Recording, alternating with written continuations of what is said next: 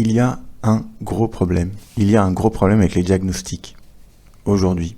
Alors, je sais qu'en France, il y a aussi un gros problème avec les diagnostics, sûrement à l'échelle mondiale, mais alors en France, il y a particulièrement des problèmes. Alors, je peux parler de ma propre expérience, je pourrais en parler après. Et alors, pourquoi c'est important d'avoir un diagnostic ? Il y a énormément de gens qui ont l'impression que les diagnostics, c'est mauvais, ça sert à rien, c'est négatif pour la personne. Et moi, toute mon expérience, elle me montre qu'en fait, ce sont des peurs. Et on peut les comprendre, ces peurs. Par exemple, aujourd'hui, on détecte beaucoup mieux l'autisme, et donc il y a des peurs. Il y a des peurs associées à ça. On a du mal avec le fait de voir tous ces gens autisme qui apparaissent. Et juste avant, on les voyait pas du tout, quoi. Voilà, je pourrais en reparler, mais moi j'ai été diagnostiqué à 42 ans. Donc voilà, diagnostic d'autisme à 42 ans. Ah bah hop, un autiste, mais vous croyez que pendant toute ma vie, j'ai fait quoi ? J'étais pas autiste, j'avais pas mes difficultés. Donc voilà, donc moi ce que j'aimerais vous dire, c'est que il faut pas voir un diagnostic comme quelque chose de négatif. Déjà, il faut voir ça comme une connaissance. Et imaginez, votre chaudière est cassée. Le réparateur ne va pas arriver avec des pièces à changer comme ça, sans réfléchir, sans aller voir ce qui... D'abord, il va faire un diagnostic. Il va essayer de voir ce qui se passe, et ensuite, il va réparer votre chaudière. Il ne va pas juste dire « Ah, je fais des trucs au hasard comme ça ». Donc voilà, il ne va pas faire des trucs au hasard sur votre chaudière, il va faire d'abord un diagnostic. Un diagnostic, ça sert à une utilité. Imaginez un diagnostic comme une carte pour mieux vous comprendre. Oui, parce que il est là le problème, c'est que souvent on a des images très négatives de soi-même avant un diagnostic, voire très très fausses sur soi-même. On n'a pas conscience à quel point on peut être à côté de la plaque concernant ce qu'on pense de soi-même. Parce qu'on n'a aucun repère pour se comprendre, pour se connaître. Parce que la société va refléter une image de nous-mêmes. Par exemple, souvent les gens ont peur d'être mis dans la case du diagnostic, mais en fait il n'y a pas de case, c'est une connaissance, un diagnostic. C'est pas le diagnostic qui vous enfermera jamais, c'est vous qui pouvez vous enfermer éventuellement, mais surtout, il y a pire, il y a bien pire qu'un diagnostic. Il y a ce que la société fait peser sur vous. Si la société vous a envoyé une image de gourou paresseux, alors qu'en fait vous êtes, par exemple dans le cas de l'autisme, il y a souvent des épuisements chroniques, on se dit non, mais si quelqu'un est épuisé, il s'en rend compte. Ah non, je peux vous confirmer que on va avoir l'impression qu'on est paresseux, qu'on n'est pas en mesure de faire des choses, alors que tout le monde se démène, et vous pensez que les autres juste ils ont une volonté de faire, et que vous êtes juste nuls, quoi. Donc cette image-là, ce sont des cases. Donc pensez qu'on se débarrasse des cases, non, on s'en débarrasse jamais des cases. On peut juste les gérer. On peut juste éviter de s'enfermer et essayer de garder un esprit ouvert, mais on ne se débarrasse pas des cases. Et donc, voilà, comme je disais, si vous vous cassez une jambe, vous allez avoir un diagnostic. Vous n'êtes pas votre jambe cassée. Vous n'êtes pas le problème. Vous n'êtes pas votre problème. Enfin, je sais pas comment dire ça. Enfin, c'est pas votre problème. Moi, par exemple, je dis je suis autiste. C'est important de dire je suis autiste parce que ce serait une longue histoire, mais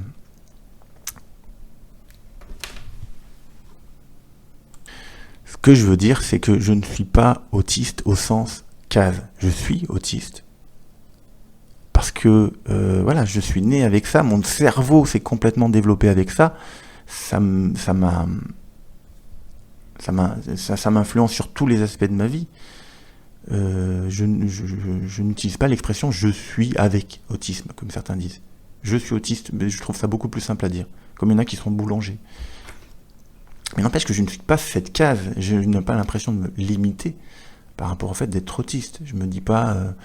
je sais qu'il y a des choses sur lesquelles j'ai des difficultés, mais je me dis pas j'y arriverai jamais à les faire un jour. Donc...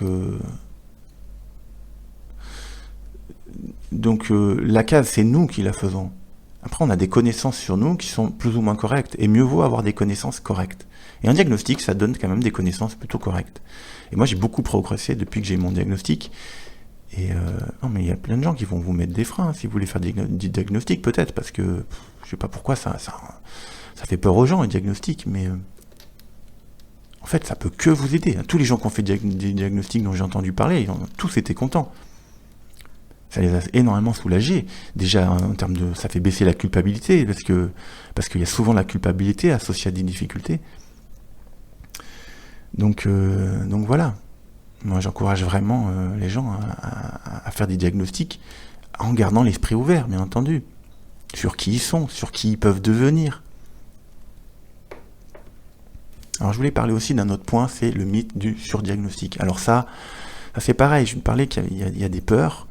Alors, les peurs font que les gens ils disent des choses qui sont fausses.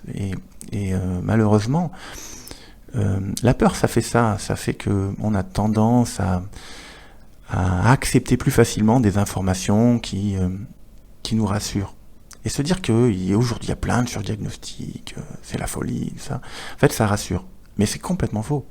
Moi, quand je me suis fait diagnostiquer pour l'autisme, je peux vous dire que le psychiatre lui-même me disait, mais on ne sait pas où ils sont tous les autistes. Ils sont dans la nature, là, ils ne sont pas diagnostiqués. Il y en a des tonnes. Des tonnes. Et non, là, on a un grave problème de sous-diagnostic. On n'est pas en problème de surdiagnostic, on a un problème de gros problème de sous-diagnostic. Moi, j'en vois des gens qui sont autistes, je suis quasi sûr qu'ils sont autistes. Mais bon, c'est délicat à dire aux gens, moi, je pense que vous êtes autiste. Alors bon, ça m'arrive d'aborder le sujet, mais après, c'est un chemin pour la personne d'accepter qu'elle puisse être autiste. Parce qu'il y a de telles images qui sont véhiculées sur l'autisme qu'on ne se rend pas compte que non. Moi, voilà, j'ai été diagnostiqué hyper tardivement, 42 ans.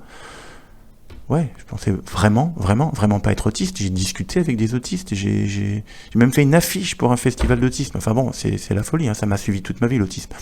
J'ai lu des bouquins, mais jamais j'aurais pensé être autiste. Parce que je compense pas mal. Mon autisme, il ressemble pas mal à l'autisme qu'ont plus souvent les femmes. C'est-à-dire avec un camouflage qui est pas mauvais, et les femmes, plus souvent que les hommes, sont pas diagnostiquées. Et moi, je ressemble un peu à ça. Bon, mystère, pourquoi moi, je sais pas. En tout cas, voilà, sachez que donc il y a vraiment plein de problèmes. Alors, bien entendu, avec l'autisme, mais pas que.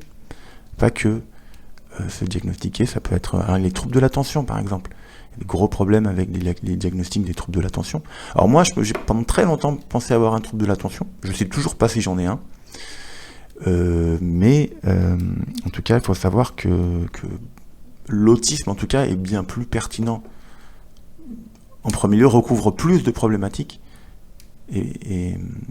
que le trouble de l'attention dans mon cas. Alors, ça pourrait être intéressant de le savoir si j'ai un trouble de l'attention en plus, mais l'autisme peut très bien expliquer ce qui ressemble chez moi à un trouble de l'attention. Donc trouble de l'attention avec hyperactivité. En plus, souvent, des fois, les gens sont hyperactifs, et ça c'est pas rien du tout d'être hyperactif. Il y a tout ce qui est les 10, ce qu'on appelle les 10. Alors DYS. Par exemple, moi, je suis dysgraphique. Et pareil, moi, j'ai été diagnostiqué en même temps que mon diagnostic d'autisme, que j'étais dysgraphique. J'ai été diagnostiqué dyspraxique aussi. Alors que je suis très à l'aise avec mon corps, mais bon, dyspraxie, ça touche à des problèmes au niveau du corps, mais bon, apparemment je le compense très bien. Mais par exemple, ça fait que je me perds plus facilement. Pourquoi le problème avec le corps fait qu'on se perd, j'en sais rien. Mais je rentre dans une salle par la gauche, je repars par la droite, je me dis mais non, c'est pas par là, quoi. Bon, ça m'arrive souvent. Voilà. Vous avez tous les problèmes des fonctions exécutives aussi qui sont très très mal diagnostiquées, qui posent énormément de problèmes dans la planification, l'organisation et dans plein d'autres choses. Donc voilà, moi je pense vraiment qu'il faut qu'il faut pas fuir les diagnostics. Il faut aller vers les diagnostics. Intelligemment, bien entendu, avec prudence intellectuelle et tout ce que vous voulez, mais il faut y aller. Et je pense que tout le monde a à y gagner.